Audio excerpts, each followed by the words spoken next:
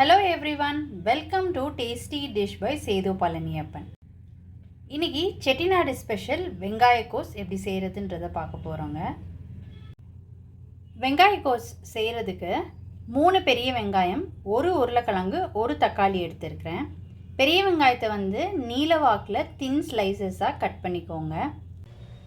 வெங்காயமை இந்த மாதிரி தின் ஸ்லைசஸாக கட் பண்ணி வச்சுக்கோங்க.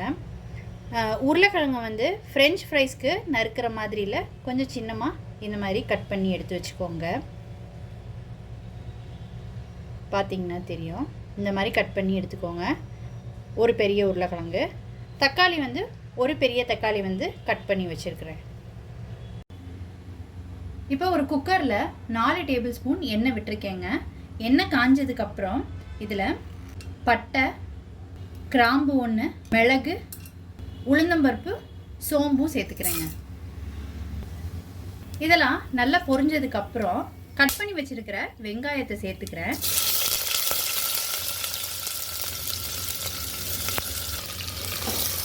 வெங்காயத்தை நல்லா வதக்கிக்கலாம்.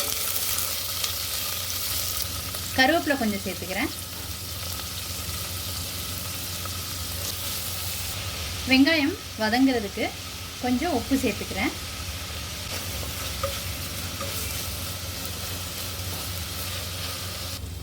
வெங்காயம் ஓரளவுக்கு வதங்கிடுச்சு. இப்போ தண்ணியை வடிச்சிட்டு உருளைக்கிழங்கு சேர்த்துக்கிறேன்.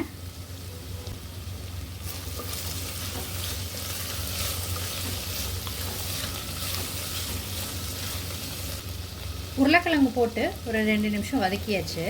இப்போ இதில் தக்காளியை சேர்த்துக்கலாம்.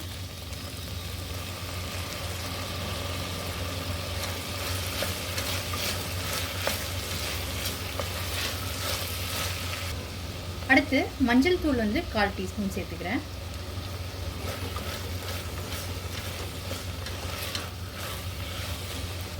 இப்போ இந்த டிஷ்ஷுக்கு தேவையான உப்பு சேர்த்துக்கிறேன்.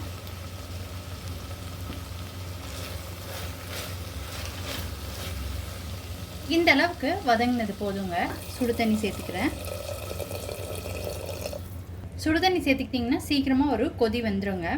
இப்போ இதில் பாசிப்பருப்பு 2 ஸ்பூன் பாசிப்பருப்பு தண்ணியில் ஊற வச்சுருந்தேன். அதை இதில் சேர்த்துக்கிறேன். இப்போ இதை கலந்து விட்டுட்டு மூடி 2 விசில் விட்டுக்கலாங்க. சில பொருட்கள்லாம் சேர்த்து அரைச்சதை நம்ம அந்த விழுதை வேக வச்சதில் சேர்த்துக்க போகிறோங்க. அதுக்கு என்னென்ன அரைக்கணுன்றதை இப்போ நான் சொல்கிறேன். தேங்காய் ஒரு 2லேருந்து 3 ஸ்பூன் தேங்காய் சேர்த்துக்கோங்க. தேங்காவோட 1 ஸ்பூன்லேருந்து 1.5 ஸ்பூன் பொட்டுக்கடலை சேர்த்துக்கிறேன். 1 ஸ்பூன் ஜீரகம் சேர்த்துக்கிறேன். 1 ஸ்பூன் சோம்பு சேர்த்துக்கிறேன். இந்த இதுக்கு இஞ்சி தேவையில்லைங்க, பூண்டு தான் சேர்த்துக்க போகிறோம். பூண்டு 4 பல்லு பூண்டு சேர்த்துக்கிறேன். ஒரு 1/2 ஸ்பூன் கசகசா. காரத்துக்கு காய்ந்த மிளகாய் நான் 5 சேர்த்துக்கிறேங்க. நீங்கள் உங்கள் காரத்துக்கு ஏற்ப கூடவோ குறைச்சோ பார்த்து சேர்த்துக்கோங்க. இதுக்கு தண்ணி சேர்த்துக்கிட்டு அரைச்சி எடுத்துக்கலாம். இந்த மாதிரி அரைச்சி எடுத்துக்கிட்டாச்சு. இப்போ 3 சவுண்டுக்கு இந்த மாதிரி வெந்திருக்கு. இப்போ அரைச்ச விழுதை இதில் சேர்த்துக்கிறேன்.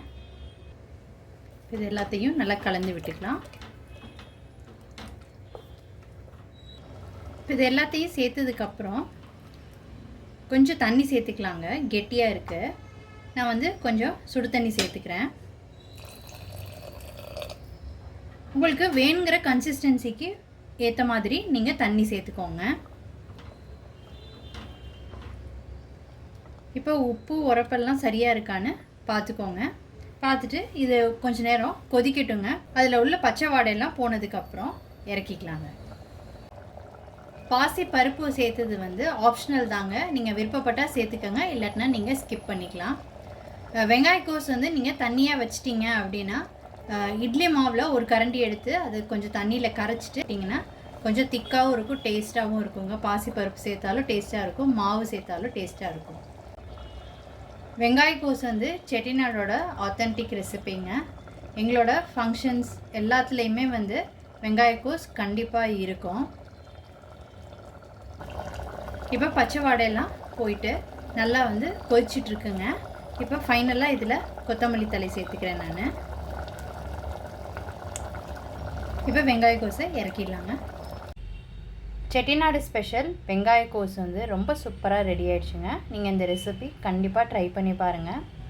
இட்லி, தோசை, சப்பாத்தி கூடலாம் ரொம்ப சூப்பராக இருக்கும். நீங்கள் ட்ரை பண்ணிவிட்டு உங்களோட கமெண்ட்ஸை சொல்லுங்கள்.